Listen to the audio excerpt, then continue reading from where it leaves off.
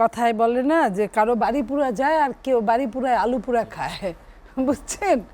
বাংলাদেশের অবস্থা এখন আলু পুরার মতো, কে যে কোথায় কি করছে, মানে অবিশ্বাসের জায়গায় এত বেশি বেড়ে গেছে যে বিশ্বাস করাটাই দুরূহ হয়ে উঠছে।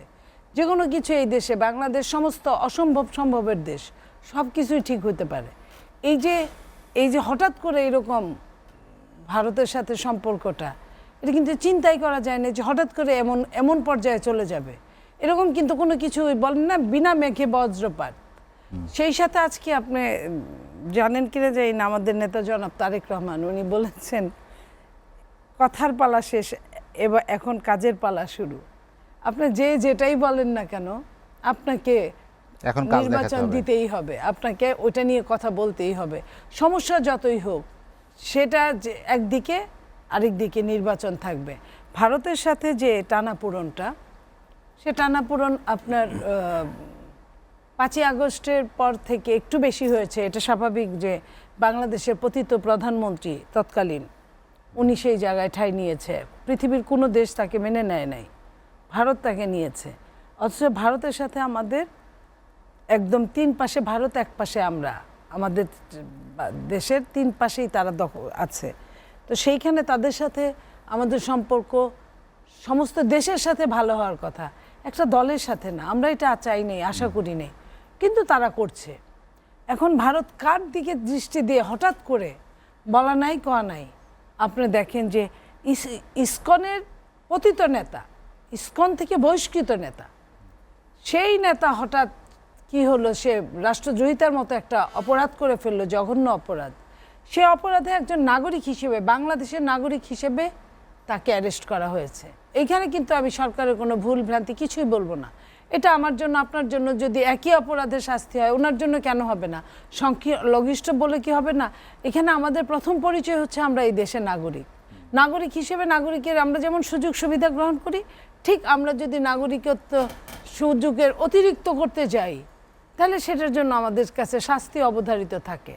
সেইখানে হঠাৎ করে আপনার ভারতের কি এমন হলো, সে সংখ্যা আপনার কি সাম্প্রদায়িকতার দোহাই তুলে দিল, যেইখানে যে এই ভারত আপনার প্রতিনিয়ত সাম্প্রদায়িকতা মধ্যেই পড়ে আছে। তারা শুধু তাই না, অন্ধকার যুগে অবস্থান করছেন তারা। তাদের দেশে গরুর গোশত খাওয়া সন্দেহ করে অনেক শতাধিক মানুষ পিটিয়ে মেরে ফেলেছে বিভিন্ন প্রদেশে বিভিন্ন সময়। শুধু তাই না, আপনার গুজরাতের যে অবস্থাটা আমরা বাবরি মসজিদকে নিয়ে দেখেছি, তখনও কিন্তু বাংলাদেশ চুপ করেই ছিল।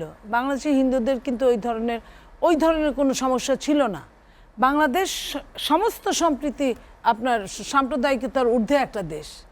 সেইখানে যখন আজকে এমন সময় যে পাশের দেশ আঙ্গুল তুলে বলল যে এইখানে সাম্প্রদায়িকতা হচ্ছে, সে কিসের জন্য বললো, কিভাবে বললো, এবং তাদের পত্রিকাগুলো, মিডিয়া জঘন্য মিথ্যাচার করা শুরু করলো, জঘন্যভাবে মিথ্যাচার করা শুরু করলো, এবং ভারতের হাই কমিশনের ঘেরাও পর্যন্ত তারা করলো।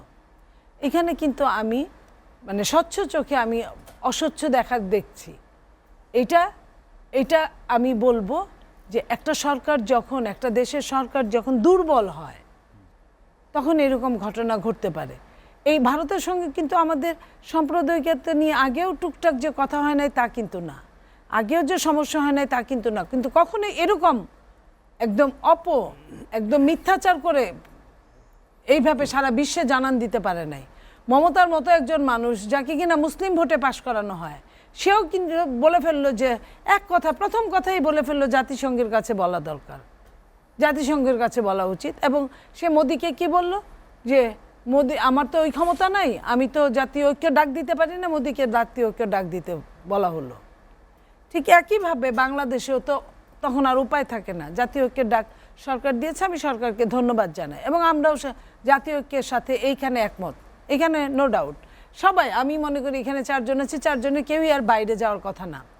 কিন্তু তার মানে এই না যে জাতীয় ঐক্যের দোহাই দিয়ে আমাদের দ্রব্যমূল্যের দাম চরমভাবে ঊর্ধ্বমুখী হবে, আমাদের নির্বাচনে কোনো ডেট পড়বে না, আমাদের স্বাভাবিক কার্যক্রম সব কিছুই বিঘ্ন ঘটবে। এটা হতে পারে না। এটার জন্য আমি মনে করি যে আপনার তর্কের জন্য তর্ক, যুদ্ধ, তারা যদি যুদ্ধ করে আর আমাদের যদি দেয়ালে পিঠ থেকে যায়, আমরাও বাঁচার জন্য তো আমরা লড়াই করতে হবে, সেটার জন্য সেটা, এবং নির্বাচনের জন্য নির্বাচন, এবং এই সিন্ডিকেট ধরার জন্য সিন্ডিকেট ধরা, এবং আইনের অনুশাসনের জন্য আইনের অনুশাসন। একবারও কিন্তু এই সরকার বলে নাই যে পতিত সরকার ওই পাশে যাওয়ার পরে থেকে এই অবস্থাটা হয়েছে। সেই জন্য পতিত সরকারের যে আপনার হালুয়া রুটি খাওয়ার লোকগুলা যে দেশে আছে, তাদেরকে আমরা ধরপাকড় করি, তাদেরকে আমরা খোঁজ খবর নিই, যাদের সঙ্গে প্রতিনিয়ত টেলিফোনের কথোপকথন আমরা কিন্তু দেখছি, জানছি। এই ঘরের যদি আমরা যদি সমস্যার সমাধান না করতে পারি, ঘরের যদি আমরা এই যে এত বড় ষড়যন্ত্র যদি রুখতে না পারি, আমাদের কিন্তু বাইরে থেকে চাপ আসতেই থাকবে, সেটা আমাদের বুঝতে হবে। এবং আইনের অনুশাসন কিন্তু একটা বড় একটা সাবজেক্ট, যেটাকে কেন্দ্র করে এই আমাদের সন্তানরা বা আমাদের রাজনৈতিক দলরা বা আমরা শুধুমাত্র নির্বাচনে ভোটের জন্য আন্দোলন করেছি, শুধুমাত্র আপনার কোটার জন্য আন্দোলন করেছি তা কিন্তু না, কোটা বিরোধিতার জন্য করেছি তা কিন্তু না। আমাদের এটার মধ্যে কিন্তু আইনের অনুশাসন একটা বড় একটা অধ্যায় ছিল। কারণ দেশে আজ থেকে 4-5 মাস আগে আইনের অনুশাসন বলতে কিছুই ছিল না। আর আজকে যে জায়গাটায় আমরা দাঁড়িয়ে আছি, সে জায়গায় আপনার আইনের অনুশাসন যদি বলবৎ না হয়, হয়নি। পাশাপাশি আমি এইটুকু বলতে চাই যে পাশাপাশি তারা আইনের অনুশাসনের কোনো অবস্থান যে সরকার বলবে যে আমরা এত দিনের মধ্যে, তাদের কিন্তু হানিমুন পিরিয়ড শেষ, হানিমুনের পরেও কিন্তু 4 মাস শেষ, 5 মাসে পড়েছে। তো 5 মাসে পড়ার সময় বলেন নাই যে আমরা এই কাজগুলো এই তারিখ থেকে শুরু করব। ওনাদের কিছু বললেই ওনারা শুধু সংস্কারের দোহাই দেয়। সংস্কারের দোহাই দিয়ে কিন্তু এর আগেও সংস্কারের দোহাই দেওয়া হয়েছিল 1/11 সময়। সেটা যতদিনই দৈর্ঘ্য হোক না কেন, অনেকেই যে মনে করেছেন যে আমরা সেই সময় ক্ষমতায় আসি নাই, দৈর্ঘ্য হবে না বলে এইবার দৈর্ঘ্য করব, এত সহজ না। পাগল কুকুরের মতো হয়ে গেছে। কুকুর পাগল হলে যা হয়, সরি টু সে এই ল্যাঙ্গুয়েজটা আমার বলার জন্য। ভারত আসলে এত বেশি লাভবান ছিল, হয়তো বা আপনার মনে পড়ে শেখ হাসিনা একবার গিয়ে বলেছিল ভারতকে যা দিয়েছে আজীবন মনে রাখবে। সে এত বেশি মনে রেখেছে যে ভারতের এখন মাথার ঠিক নাই। ওনারা কি কোনটা থেকে কোনটায় যাবে ওনারা খুঁজে পাচ্ছেন না, বুঝে পাচ্ছেন না, যে কারণে ওনারা এই কাজগুলো করছেন। কারণ এতদিন যাবৎ আমি সহ পলিটিক্যাল নেতারা যে কথাগুলো ভারতকে নিয়ে আমরা বলতাম যে আমাদের বিদেশি প্রবাসী ভাই বোনদের এই 12-13 বিলিয়ন ডলারের 11 বিলিয়ন ডলারই তারা নিয়ে যায় বছর শেষে। এই জন্য আমাদের যে এত ডলার সংকট, এত অভাব, আমাদের না খাওয়ার অবস্থা, সবই তো তাদের জন্য। এখন তো মনে হচ্ছে এটা 100% সত্যি আমরা বলেছি, আমরা তখনও স্টাডি করে বলেছি, কিন্তু তারপরেও একটা ভেতরেই ছিল যে আসলে বলছি পুরা কি সত্য। আজকে ভারত যে কাজগুলো করছে প্রতিবেশী, আপনি খেয়াল করে দেখেন ভারতের সাথে জিও পলিটিক্সে কোনো আশেপাশের কোনো কান্ট্রির সাথে তাদের কোনো সম্পর্ক নাই, ভালো সম্পর্ক। যেটুকু ছিল বাংলাদেশ দিত বলেই ছিল। বাংলাদেশের একটা তারা এজেন্ট নিয়োগ করেছিল, একটা কৃতদাস সরকার নিয়োগ করেছিল, সেই কৃতদাস সরকারের পক্ষে এখনো অন্ধভাবে আছে যে কোনো মূল্যে। আপনার নইলে মমতা ব্যানার্জি বলে কিভাবে যে আমাদের জাতীয় ঐক্য ডাক দেওয়া উচিত, এবং তারা এই ব্যাপারে, অথচ আমরা কি দেখতাম মমতার সাথে শেখ হাসিনার একটা রেষারেষি থেকেই যেত, যেভাবেই হোক আমরা মনে করতাম এটাই বোধহয় ঠিক, কিন্তু আসলে তা না। যে এখন বোঝা যায় যে কারণ সবচেয়ে লস কার হচ্ছে, পশ্চিমবঙ্গের হচ্ছে, কারণ পশ্চিমবঙ্গের ব্যবসা বাণিজ্য লাঠে উঠে গেছে। তো এখন বাকিটুক তারা নিজেরাই ওটাকে ক্লোজ করে দিল। তারা ভিসাকে সংকোচন করেছে, ভিসা নীতিকে তারা বিদেশে আমাদের লোকজনদের যে ডাক্তার দেখানোটাকে সংকোচন করেছে, তারা আমাদের কেনাকাটাকে সংকোচন করেছে, যে কারণে এখন তাদের ওইখানে খাখা করছে।